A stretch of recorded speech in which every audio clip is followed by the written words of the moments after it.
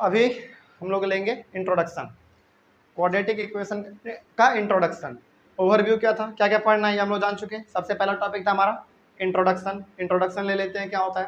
देखो चैप्टर का नाम है क्वाड्रेटिक इक्वेशन, तो पहले समझना पड़ेगा कि आखिर चैप्टर का नाम क्वाड्रेटिक इक्वेशन रखा गया, इसका मतलब क्या है ना, इसका मतलब है क्या।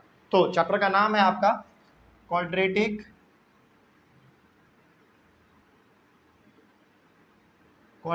इक्वेशन। चैप्टर का नाम है quadratic equation.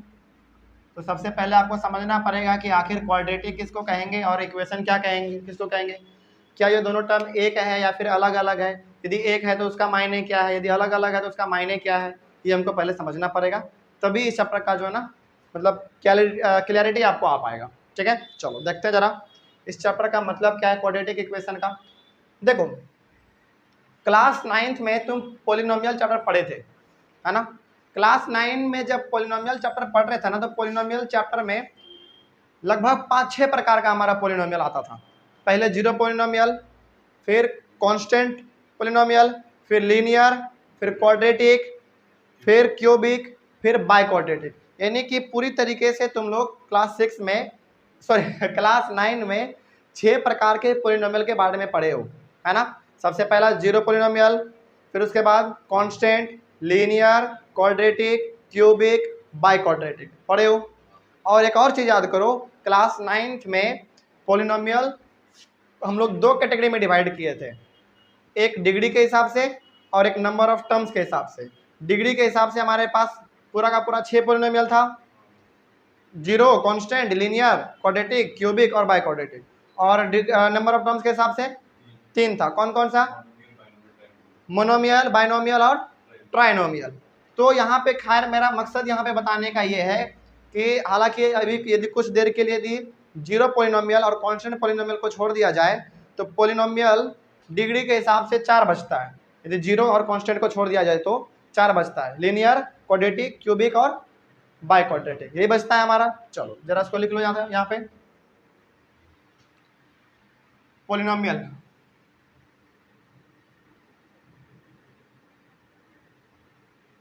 Polynomial on the basis of degree, on the basis of degree, on the basis of degree. Degree के हिसाब से पोलिनोमियल हमारे पास 6 था, 6 में से 2 को हटा दे, चलो 2 को हटाना क्यों, पूरा ही लिख देते हैं, ठीक ना, समझ में आ जाएगा, पूरा ही लिख देते हैं। सबसे पहला यदि देखा जाए तो आपने सबसे पहला पढ़ा था, सबसे पहला आपने पढ़ा था जीरो पोलिनोमियल। क्या पढ़ा था, जीरो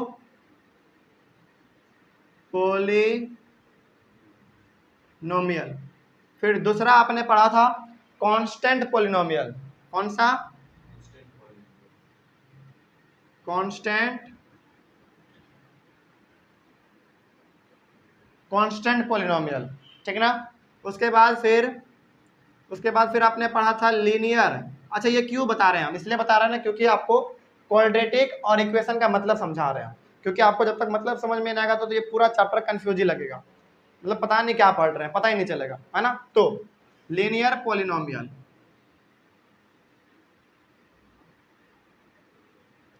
फिर उसके बाद चौथा में आपने पढ़ा था क्वाड्रेटिक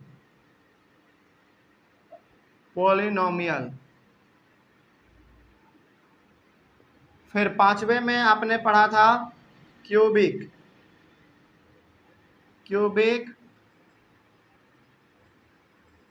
पोलिनोमियल, और फिर 6ठे नंबर में आपने पढ़ा था बाय क्वाड्रेटिक पोलिनोमियल आपने पढ़ा था। ये तो भाई केवल हम लोग नाम लिखे हुए हैं और यहाँ पे लिखा हुआ है डिग्री, कहाँ लिखे हैं डिग्री, अभी लिखेंगे। चलो याद करो जरा एक चीज याद करो, जीरो पोलिनोमियल का डिग्री कितना होता था, इसका डिग्री डिफाइन ही किया हुआ नहीं था, इसका जो डिग्री है ना डिफाइन किया हुआ ही नहीं था, याद आ गया होगा, है ना। यानी कि इसमें जो है ना डिग्री आपको डिफाइन किया हुआ नहीं है, नॉट नॉट डिफाइन, इसका डिग्री डिफाइन ही नहीं है। और यदि इसका एग्जाम्पल यदि पूछा जाए तो आप क्या लिखेंगे, चूंकि जीरो पोलिनोमियल लिखा हुआ है तो जीरो, एग्जाम्पल इसका जीरो हो गया, जीरो भी हमारा क्या है, पोलिनोमियल है, समझ गए। उसके बाद फिर कांस्टेंट पोलिनोमियल, इसका डिग्री कितना होता है, इसका डिग्री होता है जीरो, कितना होता है, जीरो। चलो डी बराबर जीरो, डिग्री डी से क्या समझोगे यहाँ पे, डिग्री, अच्छा ये डी नहीं लिखो यहाँ पे क्योंकि इस डी का आगे हमको यूज है, स्मॉल डी लिख दो, ठीक ना, स्मॉल डी, यानी कि यहाँ पे डी का मतलब क्या समझना है, डिग्री। तो इसका जो है ना डिग्री होता है कितना, जीरो। और यदि इसका एग्जाम्पल का बात करें हम लोग, तो चूंकि कांस्टेंट है और कांस्टेंट हमको मालूम है कोई एक फिक्स नंबर होता है, 2 ले लीजिए या फिर 1 ले लीजिए, कोई दिक्कत नहीं, इसका डिग्री कितना होगा, जीरो होगा, बात समझ गए। चलो अच्छा, इसका डिग्री जीरो क्यों होगा, कांस्टेंट है प्लस हमको मालूम है कि यहाँ पे कुछ नहीं है, तो x का पावर क्या है, जीरो है, और x का पावर जीरो होता है मतलब 1, और 1 से 2 को मल्टीप्लाई कीजिएगा तो दोबारा आपका 2 ही आ जाएगा, समझ गए बात को। ये तो क्लास 9 का बात हो गया हमारा। खैर तो इसका डिग्री कितना होता है, इसका डिग्री जीरो होता है, जीरो। चलो लीनियर पॉलिनोमियल का डिग्री होता है कितना, 1। एग्जाम्पल यदि हम लोग इसका बात करें तो 4x + 7, समझ गए बात को, x वेरिएबल है यहाँ पे, इसका पावर कितना है, कुछ नहीं है तो 1 है, और जो इसका पावर है वही उसका क्या हो गया, डिग्री। और डिग्री क्या होता है, हाईएस्ट पावर, और इसका हाईएस्ट पावर कितना है, 1 है। चलो उसके बाद फिर क्वाड्रेटिक, डिग्री होगा इसका 2। एग्जाम्पल यदि हम लोग इसका देखना चाहें तो चलो 3x² + 4x + 9, इसका हाईएस्ट पावर कितना है, 2, तो इसका डिग्री कितना हो गया, 2। आगे बढ़ते हैं, फिर क्यूबिक में होता है डिग्री कितना, 3, ठीक ना। एग्जाम्पल यदि इसका देखना चाहें तो चलो तो कर लो 9x³ + 6x² + 3x + 7, ठीक है, कोई दिक्कत हो गया। चलो हाईएस्ट पावर कितना है, 3, तो 3 हो गया। बाय क्वाड्रेटिक इसका डिग्री कितना होगा, इसका डिग्री 4 होगा, ठीक ना। और इसका एग्जाम्पल देखना चाहें तो चलो 2x का पावर 4 कर लो प्लस 3x³ कर लो प्लस 5x² कर लो माइनस 3x + 6 कर लो, कुछ भी आप लिख सकते हैं एग्जाम्पल में, तो खैर आप कुछ भी लिख सकते हैं, समझ गए बात को। चलो अब यहाँ पे जो हम बताना चाह रहे हैं, मेरा मकसद क्या था इसको लिखने का, अब सुनो जरा ध्यान से। पोलिनोमियल आपने देख लिया कि पोलिनोमियल हमारे पास 6 प्रकार का होता है, आपने डिग्री भी देख लिया, उसका आपने एग्जाम्पल भी देख लिया, ठीक है ना। चलो अब लेकिन यहाँ पे जरा ध्यान से देखो, यहाँ पे ध्यान से देखो तो यहाँ पे लिखा हुआ इक्वेशन कुछ देर के लिए भूल जाओ, केवल इस वर्ड पे ध्यान दो, क्वाड्रेटिक। और क्वाड्रेटिक हमारा कहाँ है, यहाँ है।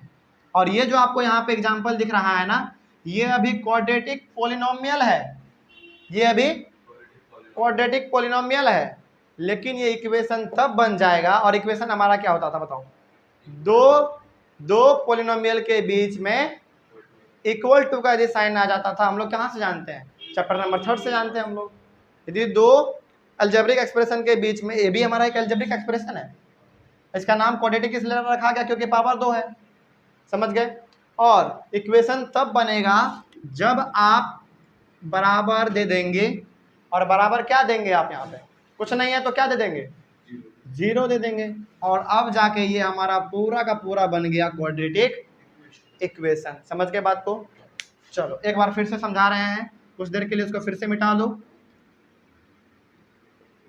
अभी ये फिलहाल हमारा क्या है, quadratic, cubic, by quadratic, constant, zero, polynomial है सबका सब, ठीक है ना। लेकिन वहाँ पे देखो तो क्वाड्रेटिक लिखा हुआ है, तो क्वाड्रेटिक हमारा कहाँ पे है, यहाँ पे है, लेकिन इसके साथ पोलिनोमियल भी लिखा हुआ है, बिल्कुल लिखा हुआ है।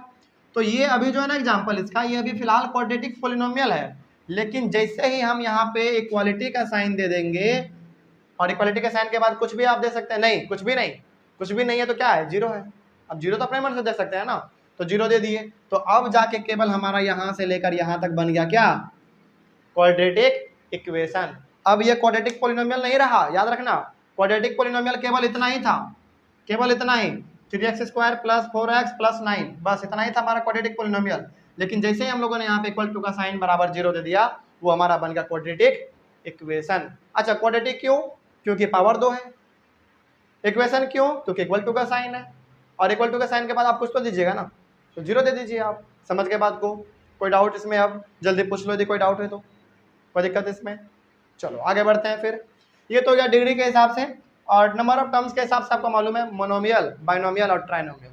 मोनोमियल में मेनली हमारे एक टर्म होते हैं, एक टर्म, फॉर एग्जांपल 4x मान लीजिए, मोनोमियल हो गया। बाइनोमियल में कितना? 2 टर्म, चलो 3x - 5 मान लो। और ट्राइनोमियल में 3 टर्म होते हैं, तो 3 टर्म में आप यहाँ पे 4x² कर लो प्लस 5x कर लो -9 कर लो। ये हो गया हमारा मोनोमियल, बाइनोमियल और ट्राइनोमियल का एग्जांपल। समझ के बात को? इसमें टर्म्स के हिसाब से होता है और इसमें डिग्री के हिसाब से होता है। समझ गए? खैर ये हमारे अभी मेरे मकसद का ये बात नहीं था, अभी मेरा मकसद केवल आपको ये समझाना था। अब समझ में आ गया होगा। तो क्वाड्रेटिक इक्वेशन कहाँ से निकला? क्वाड्रेटिक पॉलिनोमियल से निकला। बस इक्वल टू का साइन दे दीजिए, क्वाड्रेटिक इक्वेशन बन जाएगा। कोई डाउट इसमें? समझ में आ गया? चलो ये तो बात हो गया क्वाड्रेटिक इक्वेशन का। ये हो गया हमारा क्वाड्रेटिक इक्वेशन। इसको आप लिख सकते हैं कि हमारा क्या हो गया अब?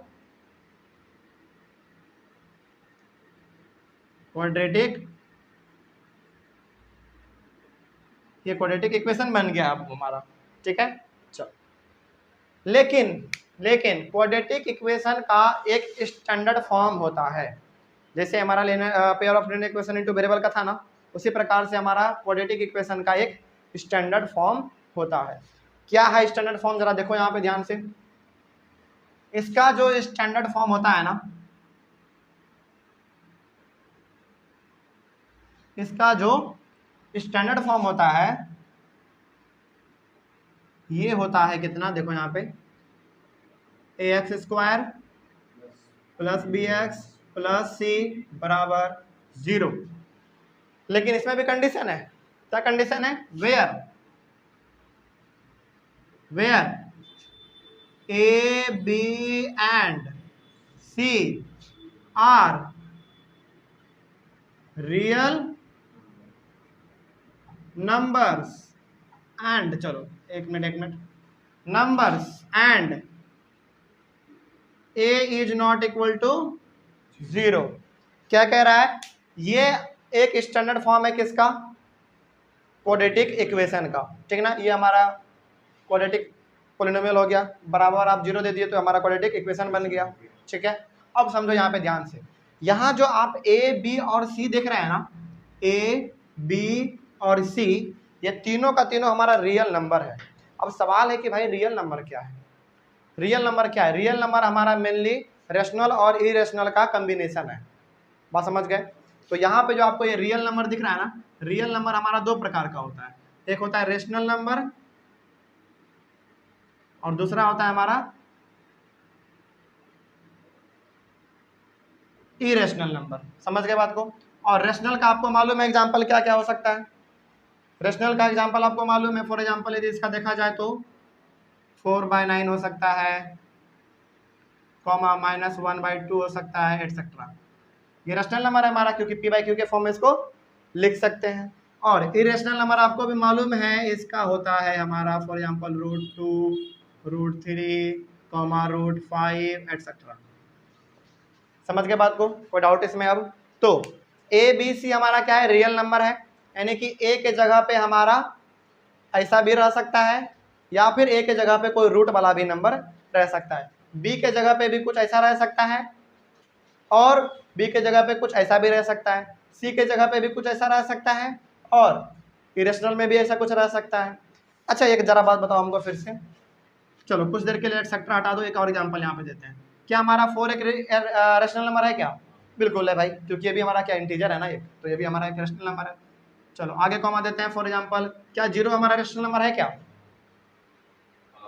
0 हमारा एक रेशनल नंबर है, लेकिन 0 एक हमारा रेशनल नंबर है, लेकिन a का वैल्यू 0 नहीं होना चाहिए।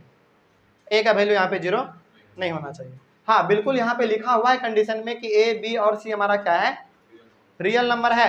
आप b के जगह पे 0 रख दीजिए चलेगा, c के जगह पे भी रख दीजिए चलेगा, लेकिन आप a के जगह पे नहीं रखिएगा, क्योंकि यहाँ पे साफ कंडीशन में ही लिखा हुआ है। रेशनल नंबर बिल्कुल ये भी है, इसमें कोई संदेह नहीं है, लेकिन यहाँ पे एक एक्सेप्शन क्या है कि आप a के जगह पे 0 नहीं रखिएगा, बस बात खत्म। ठीक है, उसके बाद एटसेट्रा।